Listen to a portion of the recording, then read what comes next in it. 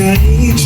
Let me know from out of order. Something to you this way. See, I've been watching you for a while. Culture and me. It is a place where the truth should be kept. The arts and music scene really shows what people are about. Share what's going on here in York. It makes you feel like a family. Local art has a face that most people can relate to. Our community up here that sticks together. Art is art. Great potential, great artists, poets, singers, writers, directors, filmmakers. It's fantastic. Everyone has a story to tell. That moment, you have to capture that moment and share it with the rest of the world. Showing something that maybe has not been seen before. Without art, what good is life? I am art. I've been art ever since I was born. It really adds a great deal to our community. We don't really need art to exist, but you need art to live. Culture in Maine is important, and I think playing out is important, and playing open mics and playing wherever you can play. It's all about us all checking in with each other. I'm a 5th grade ambassador at Lincoln Charter School, and the reason why I'm an ambassador is because I like to help my community. In our community, there's like a lot of weeds and plants that's not available, so we're trying to make the plants and help the animals to keep away from our Hope Street Garden. I'm just helping because I like the clean earth. We don't want anything bad, and the plants, we need them to grow. We're going to help homeless people, orphanages, to give them food, and we're going to help our own school for being healthy. So right now we're trying to clean up.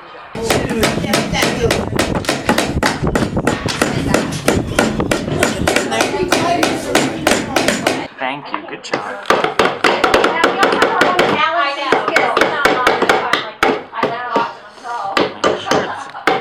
In 2 or 3 months, the Hope Street Garden is going to grow into fruits, and we're going to have strawberries, blueberries, and different types of fruits and vegetables here, and we're going to have our flowers. And last year, I was one of the people, as the rest of the 4th graders and 3rd graders came down, and we helped plant it, pulled out weeds, and made sure everything looks great for how it is today. And we're going to clean up Hope Street Garden and make sure it's a better place and a healthy place for this summer. Whoops. Yeah, sorry. Where's the eraser at? Can I get an eraser? Oh, that's an awesome butterfly. We're gonna have a summer program, and we're gonna be building things, making plants like different fruits, vegetables. Gardening is very important. If you want your garden to grow, you have to stay on it. Water, sun, and you need like, the plant makes their own food, so you need like a good area to plant, because if you just have all weeds, it won't grow. So this is what we're doing. We're taking down weeds so that our plants can grow. It looks like glue. And once you decide, what we'll do is we'll pop the lids open and we'll see what the condition of the paint is. There you go. Now I need you to draw a line from there down to here. So, how did you like the hammering part? It was fun. Yeah? Did you hurt anyone's fingers like yours or anything? No. No? Accidentally banged his fingers a little bit, but it was alright. He said, I asked him if he was okay. He said he was alright.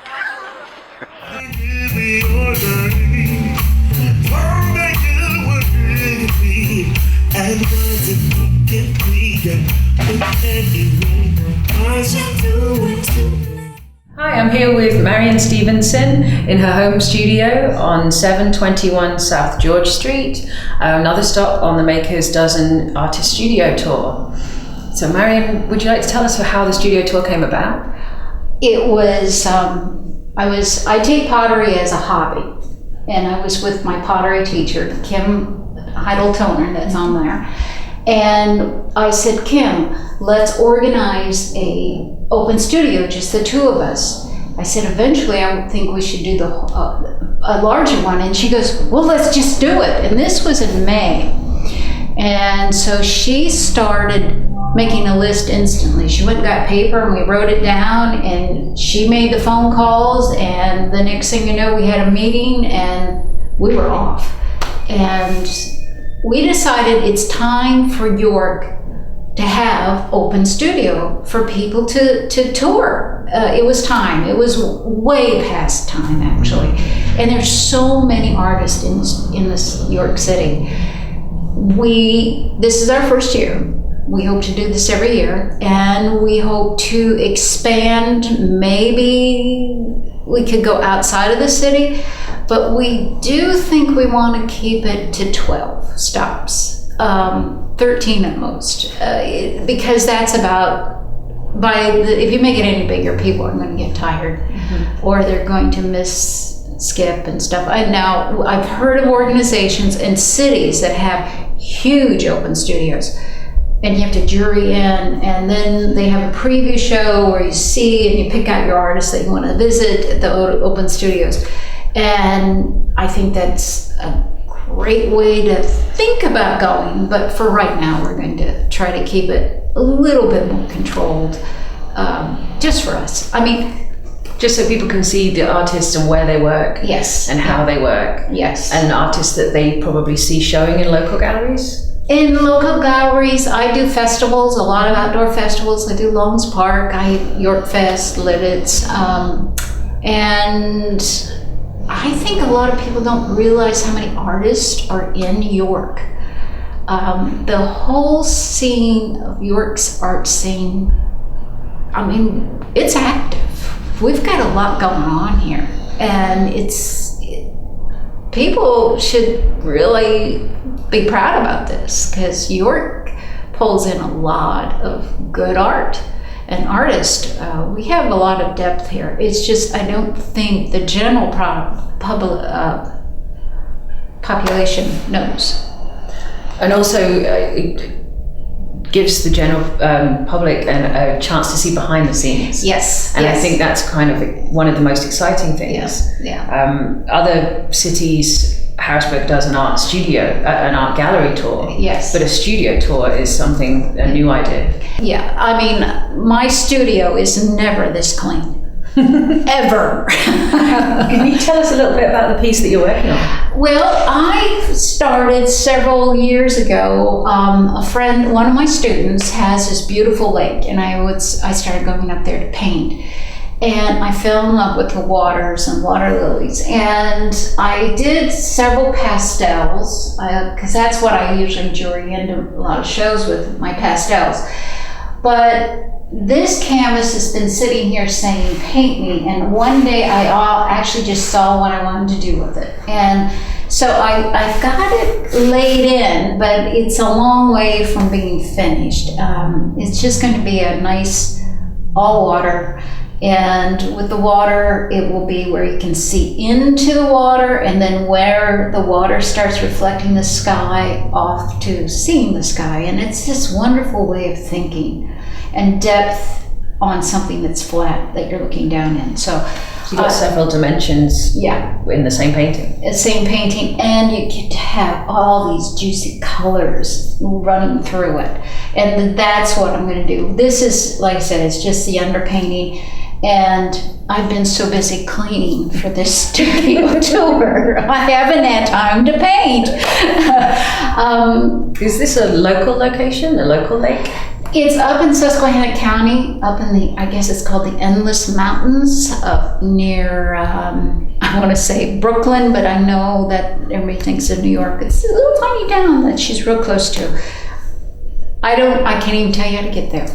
I have to have it written down every time. But it's a Pennsylvania landscape. It's a Pennsylvania landscape.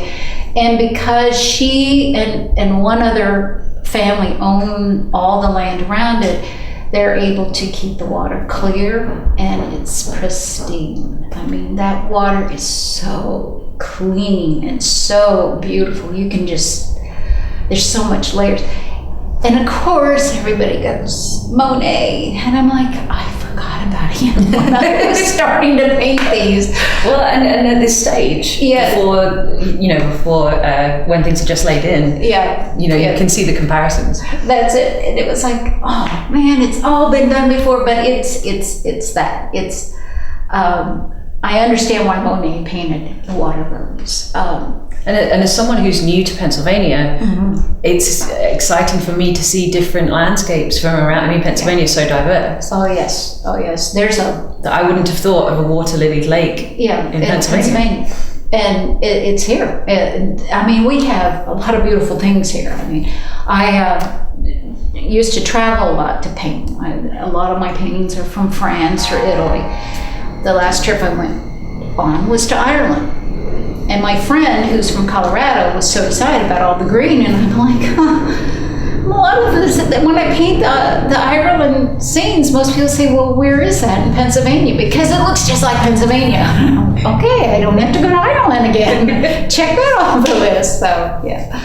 I've done some of the murals around in the area as well. So, have you? Yes, I did the one from Farm to Market by the White Rose, and then in Columbia. Oh, yes, I know which one you mean. Yeah, and the one in Columbia for the watchmakers, with the watchmaker, and for the National Watch and Clock Museum. So I did that for them, and I've done interior murals, and but I've been at this a long time. I'd like to get back to just painting.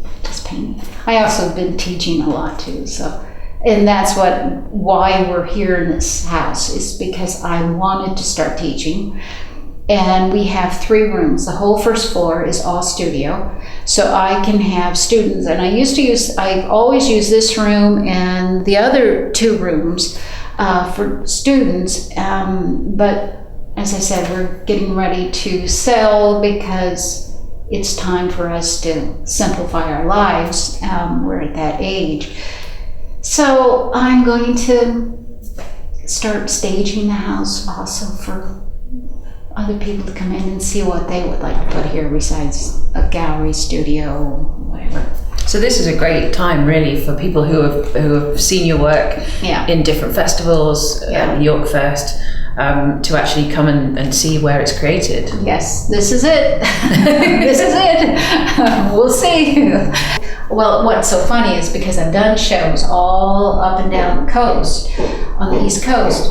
I've had people, I've even been in Florida with people in New York or in Harrisburg, and they had no idea that there were artists here. What do you think we have to live someplace, and this is... And York has a great concentration of artists. Well, look how the location, it's affordable. Their taxes aren't, but the prices of the houses are. It's just the taxes are killing us now. Put my little in about the taxes, and... I can't speak to that one. Yeah, well, I can, and it's like... They're causing us to rethink this, but we're close to 3.5 hours from New York, Baltimore, Philadelphia, Pittsburgh. It's a good hub for an artist. It makes sense. You can reach the whole of the Eastern Seaboard. Within half a day's travel. Yeah, I mean, I've done shows in New York State, Connecticut, Massachusetts, Virginia. We did go down to Florida, which that's just a whole other world. It's just a different place, so we'll just skip over that one. And have you seen the local art scene change over the time that you've been here? You said over 10 years that you've been in this studio. I've been in this studio in New York. We've lived here since we moved here in 86, and I joined the York Art Association immediately. So I get... the York Art Association has worked very hard. I've seen that just turn over and increase memberships, and they're just so important to this to the city. And then York Arts came in, and now the City Arts and all the little galleries that are starting to pop up. I've seen this going on, and I get really excited. I mean, the marketplace downtown now is that's that's wonderful. And the Pennsylvania Art Experience, I think Rob Evans has been working to bring that about. He's been working for years to bring that about. You've got to remember, anytime you're working with artists, it's like herding cats. Yes. Yeah. We don't always work well. Everybody has their ideas. So I'm a poet and writer. Writers are very similar. So herding them all in one place. Yeah. It's just And I've gone on painting trips where if you get more than 4, you're going to make trouble. You're going to be running around. This person's up there, that person's up there. It's well. But having said that, the community here, particularly in New York, seems to really collaborate well. I mean, artists are referring other artists. People are supporting each other's events. Yes, that's what you need. In New York City, that's the way it was. Mm-hmm. I mean, that's where I really learned my art, was in New York City.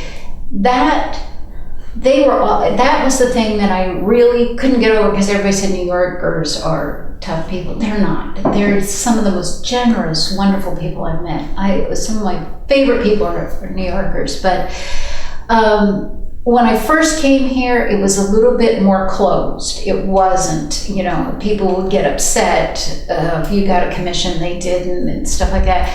There's always going to be some of that. But for the most of us that have been around and worked in the field for a long time, you don't make it in the world if you are not a generous giver. You have to let it out to get it back. You gotta give to receive, and that's the one thing I've seen over and over again. Most of my trips to Europe were all pastel, and I would come back with 30 paintings. And because I know some artists start with a sketch, build it up, take photos, work from that.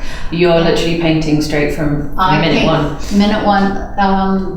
On these painting trips, I hit the ground running. I paint, and I photograph like crazy. I have drawers and drawers of reference material that I can still pull, because I don't have time to paint. But the way I do it is I'm looking at colors and values and senses, and I get it better with painting.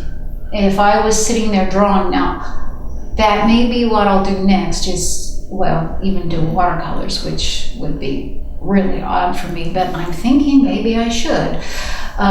It's a little out of my comfort zone, and maybe that's where I should go with this, because they have watercolors now that are real rich colors, and I thought, maybe I could do something with that on the road when I'm traveling.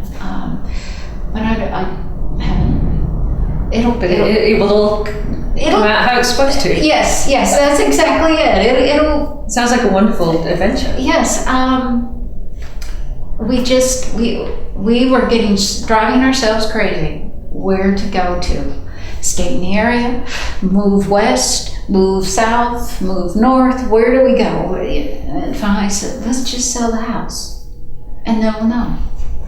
Or not. So this artist studio tour is going to be the last chance to see you in your studio. Well, it could be. These old houses may take a while. We don't know how long this house will take to sell, so it could be. And it could be that we decide to buy a smaller townhouse and stay local. We need a smaller space. This house has too much space. It's too hard.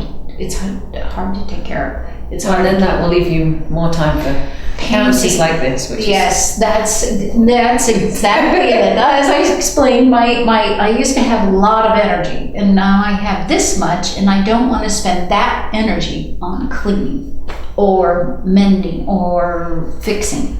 I'm spending it on painting. This is where it has to go now, so that's where I'm going.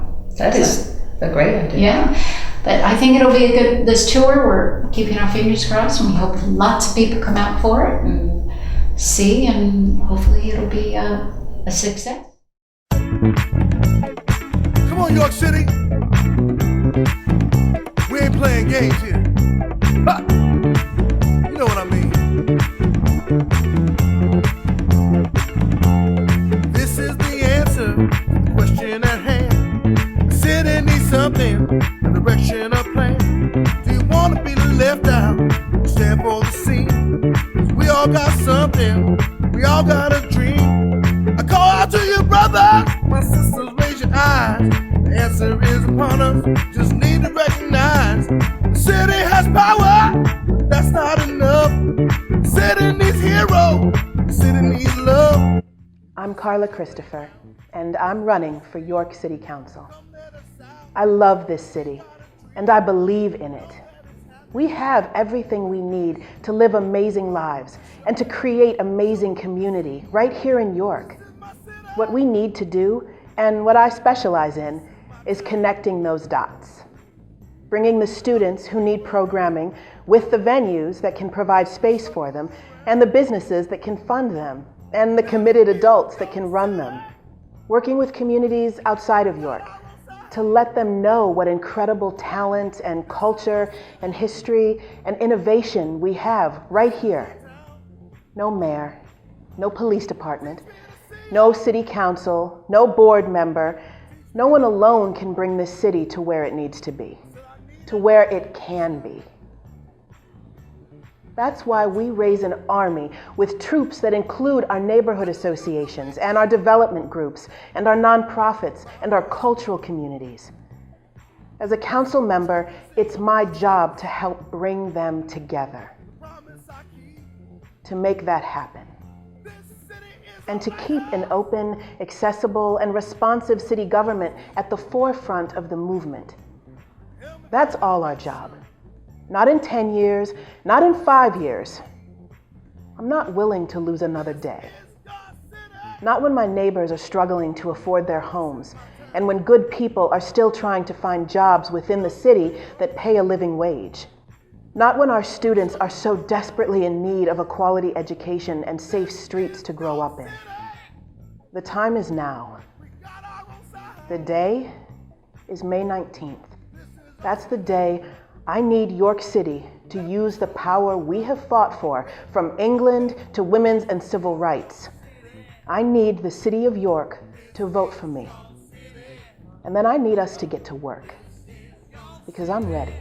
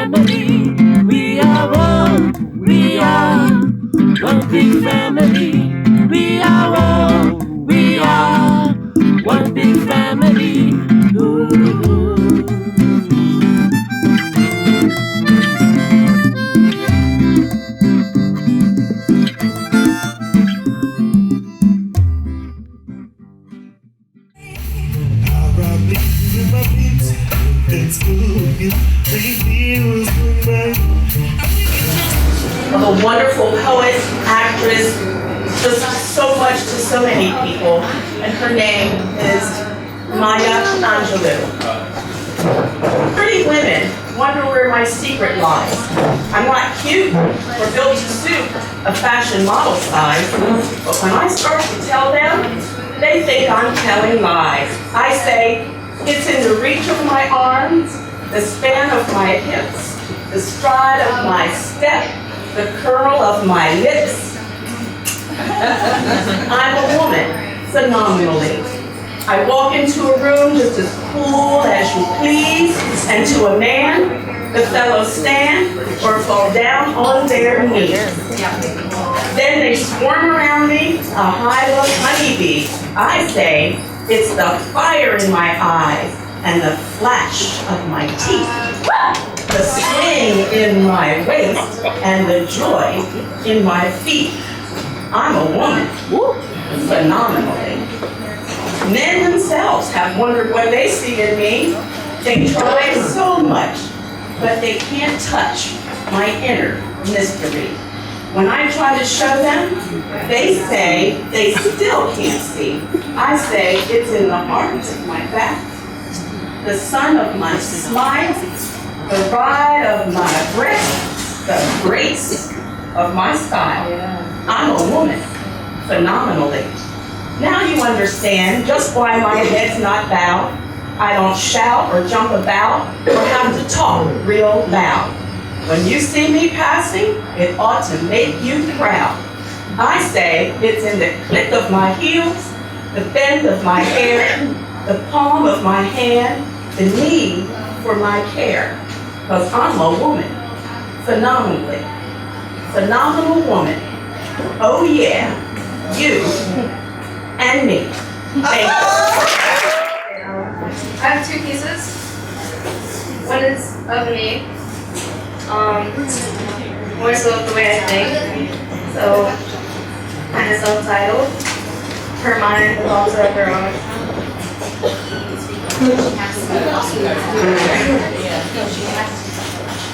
Segregation of the nations, or of one soul alone. I have much to say about the divisions we have caused in our very own. War to corrupt governors, tyranny to war machines and police inventories. Why should we hide? Why should we run? Why shouldn't we fight this battle that has begun? Oh, baby. It's external, it's internal. Not all fights will be fought behind the comfort of a gun. In the past we've lost, in the future we know now that success comes at a cost. This is her mind, these are the thoughts of her own. Communication is the true key to the human species' salvation. Conversations can carry more truth and meaning, while objects merely fabricate such, while objects are merely imitation.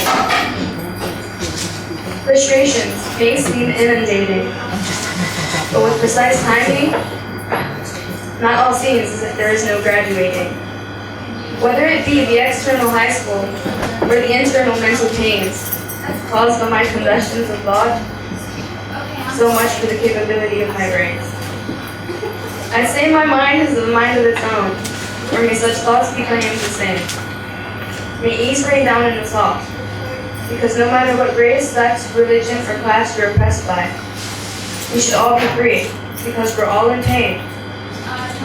When such actions take place, can we all be thinking same? This is her mind, these are the thoughts of her own.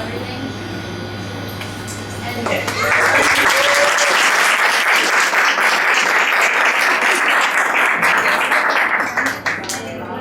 My second piece is inspired specifically by Angelou.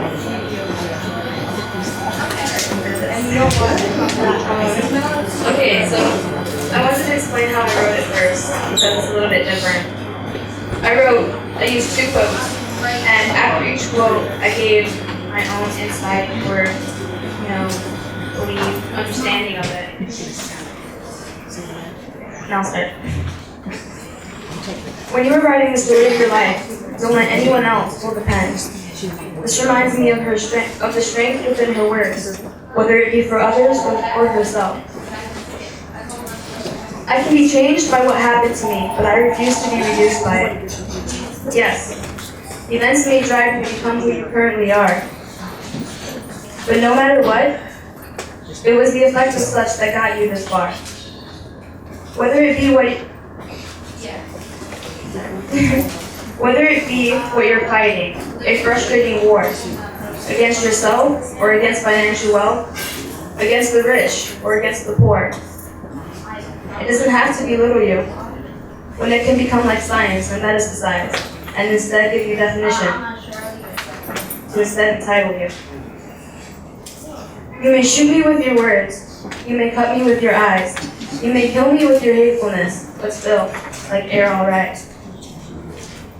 Yes, others will do what they can to break you, which happens to not be wise. Their disgust, their lashes, their boastful cries.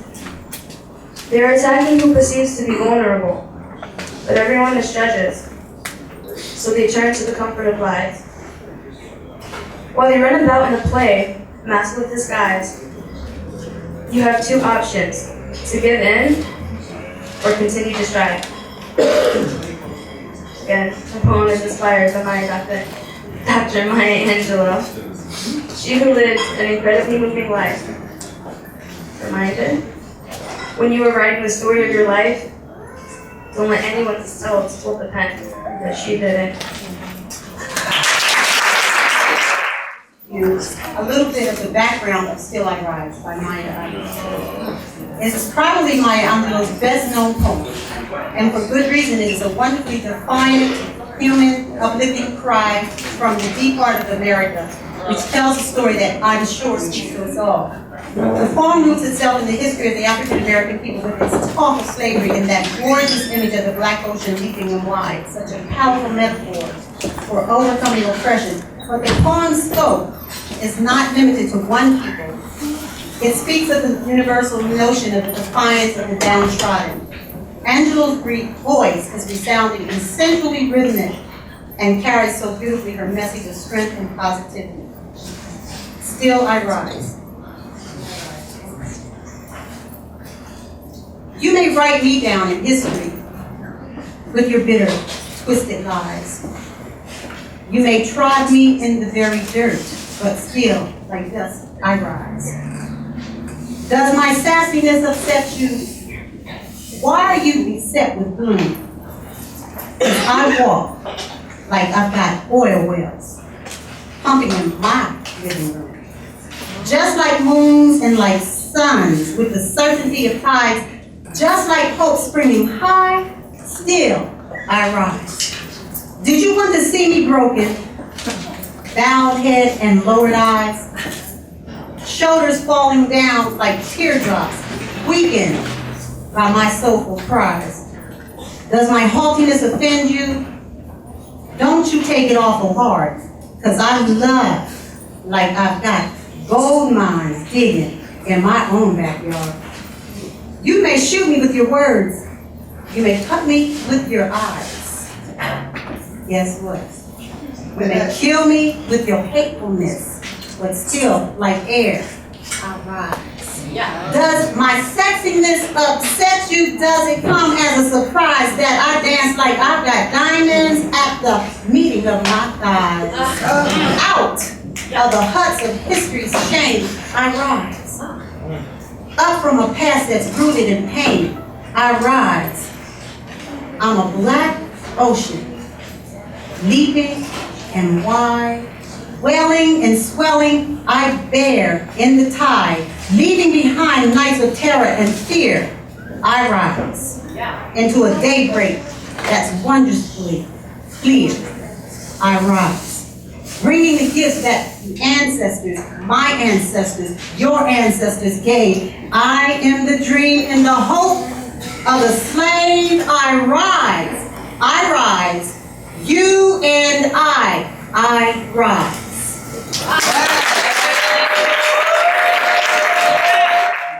This is a poem of change, inclusion, responsibility.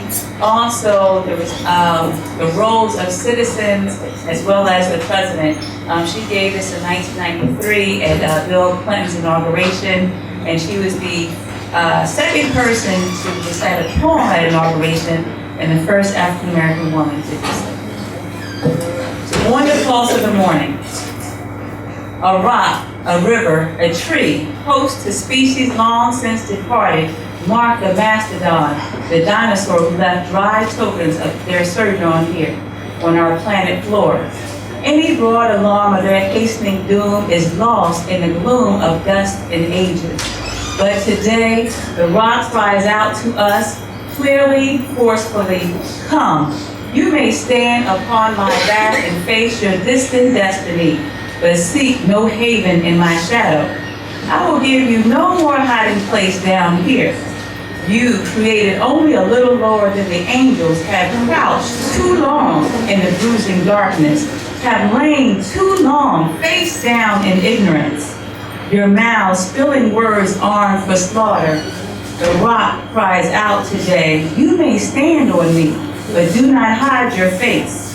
Across the wall of the world, a river sings a beautiful song. Come rest here by my side. Each of you a bordered country, delicate and strangely made proud, yet thrusting perpetually under siege. Your armed struggles for profit have left pillars of waste upon my shore, currents of debris upon my breast. Yet today I call you to my riverside. If you will study war no more, come. Clad in peace, and I will sing the songs the Creator gave to me when I and the tree and the rock were one. Before cynicism was a bloody sear across your brow, and when you yet knew, you still knew nothing. The river sings and sings on. There is a true yearning to respond to the singing river and the wise rock. So say the Asian, the Hispanic, the Jew, the African and Native American, the Sioux, the Catholic, the Muslim, the French, the Greek, the Irish, the rabbi, the priest, the sheep, the gay, the straight, the preacher, the privileged, the homeless, the teacher. They all hear the speaking of the tree.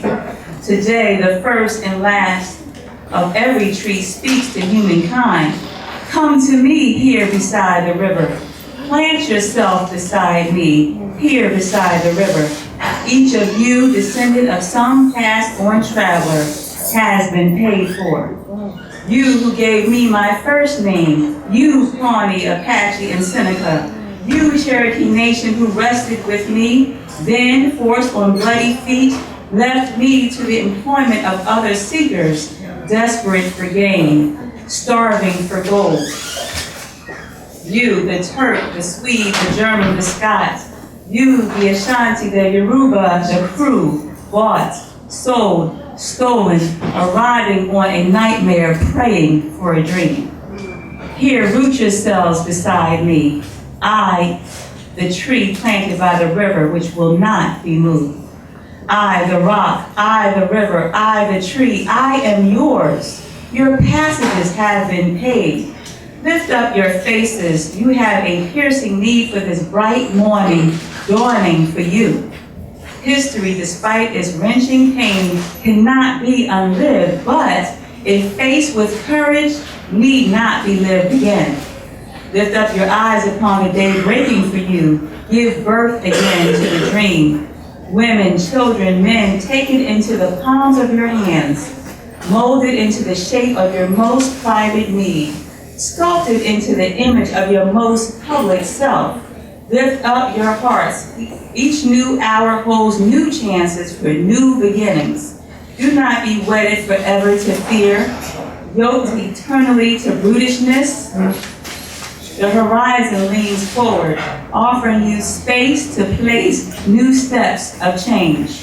Here on the pulse of this fine day, you may have courage to look up and out upon me, and the rock, the river, the tree, your country. No less to Midas than the Medicants, no less to you now than the mastodon then. Here on the pulse of this new day, you may have the grace to look up and out and into your sister's eyes and into your brother's face and your country and say simply, very simply, with hope, good morning. So I'm going to do women work from Maya Angelou. And to me, this is about our routine, everyday life, lives as women, busy, etc. But how we should take time to notice nature and notice all the good around us, and even to fantasize a little. So here we go. I've got the children to tend, the clothes to mend, the floor to mop, the food to shop, then the chicken to fry, the baby to dry. I got company to feed, the garden to weed. I've got shirts to press, the tots to dress, the can to be cut. I gotta clean up this hut. Then see about the stick and the cotton to pick. Shine on me, sunshine. Rain on me, rain. Fall softly, dewdrops, and cool my brow again. Storm, blow me from here with your fiercest wind. Let me float across the sky till I can rest again. Fall gently, snowflakes, cover me with white, cold, icy kisses, and let me rest tonight. Sun, rain, curving sky, mountain, oceans, leaf and stone, star shine, moon glow. You're all that I can call my own. Thank you. My name is Keyshawn Riley. I'm a student at York High or William Penn. And I wrote a poem, or not really a poem, a piece inspired by the late Angelou called Empowered Man. People ask me, what makes a man a man? I say it's the way a man provides for his family, the hard labor of work to look out after his kids, not wanting to be a part of or placed in that deadbeat dad category, having your kids grow up without a father figure in their life. The woman didn't decide to have the baby on her own. What makes a man is how he defends himself in a mental aspect, not physically. It's not enough well-earned male leaders nowadays. A man being a leader should have to earn his way to the top by being the best he can be, rather than growing up into wealth. That doesn't necessarily mean you are not a man, but you didn't do much homework in earning to receive that. What makes me a man? I say it's the firmness in my stance, the bass in my voice, how my mind wanders back and forth trying to make the right choice, learning and adapting to every situation life gives me. Amen. All right. A lot of women say all men are the same or all men are dogs because they don't always make the choice a woman would make, or they're not as emotional or sentimental as a woman. Well, coming from a man's point of view, I say what makes a man emotional are the things that man would die for, like something or someone he really loves or cares about. A man cares for a lot of things just as much as a woman does, because men also have feelings and emotions for things. I believe men may seem very tough by their appearance, and they may seem harsh, but truth be told, they are different on the inside. Only thing is, they aren't as demonstrative of their feelings as women are, because men grow in tradition and learn from things around them that make them masculine. So when you ask me what makes a man, I say it's the way he carries himself. Physically, having a strong posture, presenting himself in gentleman-like order towards others. Mentally, keeping his mind on the right track, battling through all obstacles that are in the path, and overcoming all doubts set upon him. Emotionally, showing care to others that need loving support and playing the big brother role in younger kids' lives. Preparing himself to accomplish whatever is missing in the world and becoming an empowered man. Thank you. What it means to be a little black boy means to be independent, intelligent, have confidence, and to have faith. Having ground skin to me means that many African American people in history opened doors for me. I love my skin. Thank you. This piece is entitled Free Bird, and it's inspired by I Know Why the Cage Bird Sings. And so it takes Maya's piece and it kind of puts a spin on it. And it doesn't look at it as from the perspective of blacks being the cage bird and the free bird being those that weren't black. But it looks at it from the perspective that everybody's free. I understand why the uncaged bird sings, but I've yet to figure out why she's free but still can't fly. Feathers ruffled by the breeze, she inhales then releases a long melodic wind song. We shall overcome someday. Oh, deep in my heart, I still believe that we shall overcome someday. She couldn't have possibly believed in those songs of freedom, because freedom is here, and her wings are full but gripped with fear, afraid of the gaggles, the flocks, the parliaments, laying claim to the cloud, bombarding the airspace, taking ownership of what's God's. The sky belongs to the true free birds. Seems she forgot her species, her genus, her beauty, the relevance of her inheritance, her genius. She was first free, and she was born to fly. So looking up, she realizes 150 years of flightlessness is too doggone long, and we shall overcome is not a motivational song, and believing that she can fly is really not quite enough. She must spread her wings and try, own her piece of the sky, get her tail feather off the ground, or eventually she'll die.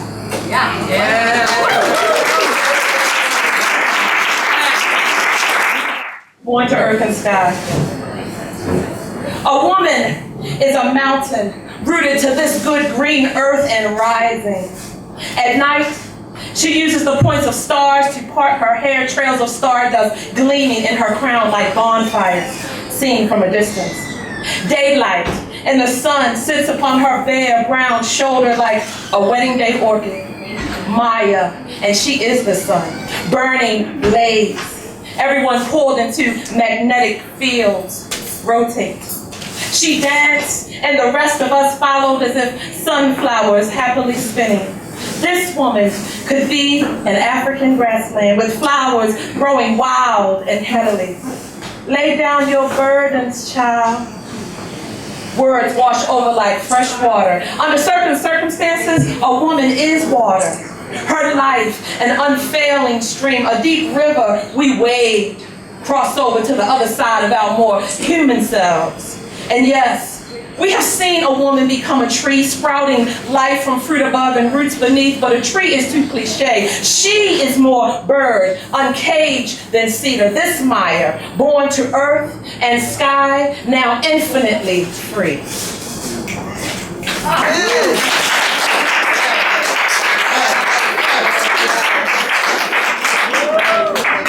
Next one, I was introduced to Maya Angelou when I was in about 5th grade, and her book, autobiography, written with a fictional twist, I Know Why the Caged Bird Sings, transformed my entire existence. It was the first time that a woman had ever, a black woman in particular, had ever spoken about being traumatized, raped, ever. And it freed me. It so impacted me. So when I was writing this poem, I imagined myself sitting down across from Maya and telling her exactly what she did for me. So this is called Upon First Reading, I Know Why the Caged Bird Sings. I was 10, and you were on a breakup with words. I guess you could say the two of you weren't on speaking terms. Your tongue's refusal, a declaration of war. You knew war.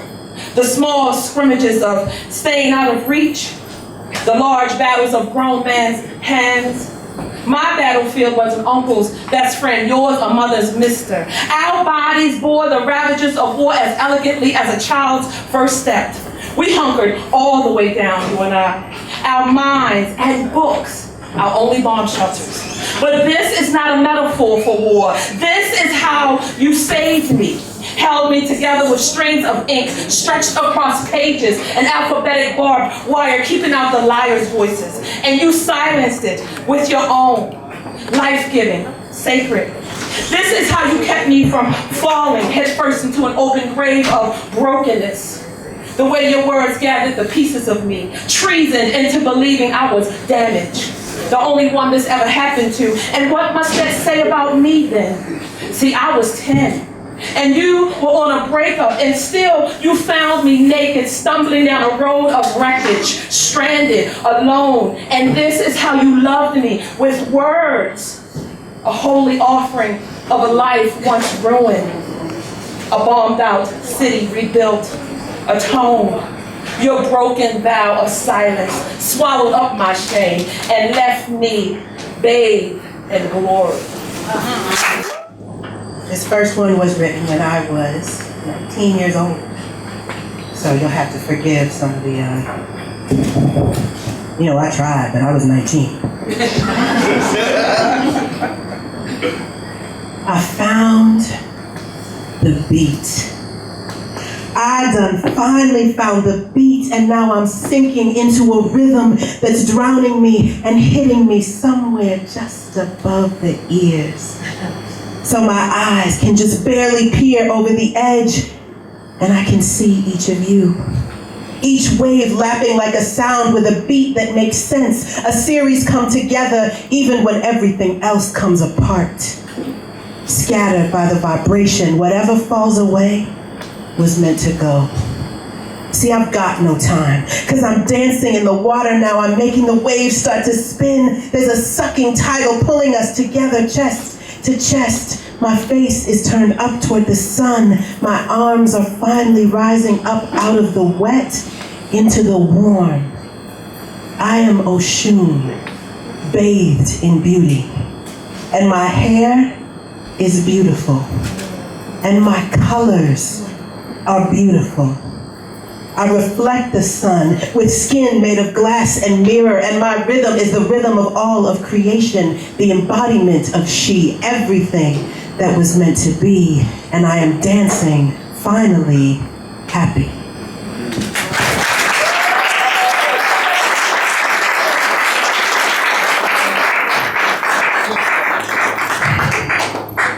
And then I grew up, a little bit, late adult sometimes. And one of the things that has always bothered me is that even today we still compare everything bad to being dark. Everything that's black is everything that's evil and awful or without light. And there's a quote by Dr. King, which says, "Only in the darkness can I see the stars." And the idea that the darkness is where the life truly is. That's the idea that's behind this piece. I am soot. Fire painted me across brown brick, the charred wick of a tired light. I am time. Night upon night carrying the banality of golden dawn atop the smooth arch of my back. I am dragon scales. Braced against raw skin, I am the satin in the crease of a bat's wings. I'm the smear of 2 a.m. mascara on a wet cheek. Born from blood-soaked soil, the rubber-coated hand of Cain caresses me beside where the Styx and the Nile braid together with the Ganges. The moon blushes at my fullness. See, my road is a river of black light and crystal-studded tarmac. The dirt beneath my nails is pulverized onyx dust and freshly ground pepper beads. I am made of everything.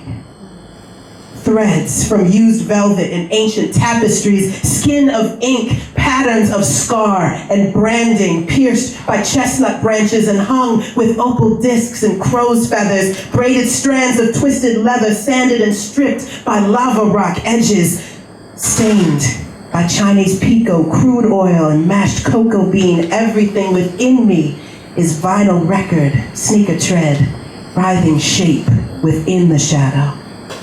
I am alive in my blackness. An opaque glass and panther prowl. The sun rises over my darkness, and I put the sun to shame.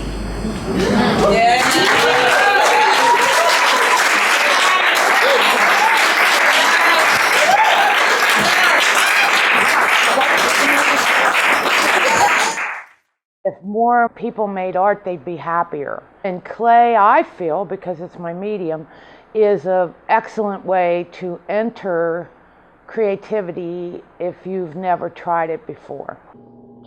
Hi, I'm Kim Heindl-Toner. I've been a potter for 30 years, and this year I'll be the featured artist at Yorkfest. How's that? Of course, children always think they can do it easy. All the women in my family are artists.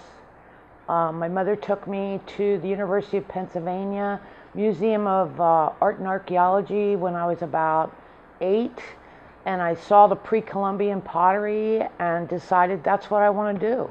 But it was a natural part of my life. Both my grandmothers sang, and both my grandmothers played piano, and both my grandmothers painted with oil paints. So my aunt's an art teacher. Just seemed the natural thing to do. When I was making these, I had opened up a book I have of Botticelli drawings, and I intended to make Italian women from the Middle Ages, Middle Ages Italian women, classical Italian women. And look, they came out like the founding fathers. This looks like the sister of Thomas Jefferson. So I'm not exactly sure what goes through my head. As I've gotten more proficient in using my materials, it does that iconic thing of sort of taking over. But usually I have a goal in mind. I want it to look like this, and I will strive towards this. But like I said, it's not something I consciously think about anymore, because it's been so long that I've been working with clay, 30 years, that I can pretty much manipulate it to do anything I want. But like in the case of these pieces that were picked for Yorkfest, they were a total surprise. I don't think I noticed until the next day that they didn't look Italian, that they looked early American. Oops. This must have been an air bubble.